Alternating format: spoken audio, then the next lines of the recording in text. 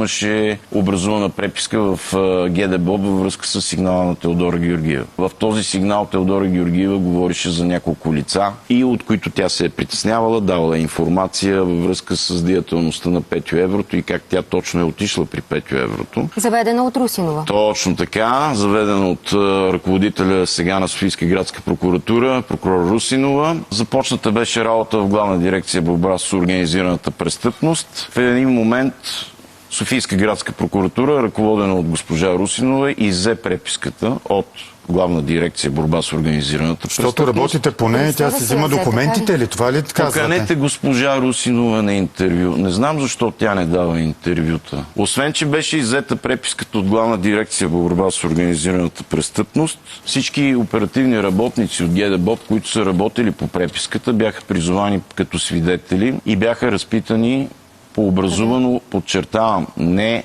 предварителна проверка, а следствено дело, ръководено от следовател от следственият отдел на Софийска градска прокуратура. Прокуратурата на госпожа Русинова. Прокуратурата на госпожа Русинова. Поканете тази жена на интервю. Много ви защо моля. е направено това? И те са разпитвани по това следствено дело. Това вие как го четете? Като натиск върху тях ли? Въобще да има такова Аз следствено мисля, дело че да бъде тази версия разпитвани няма точно? как да се изключи.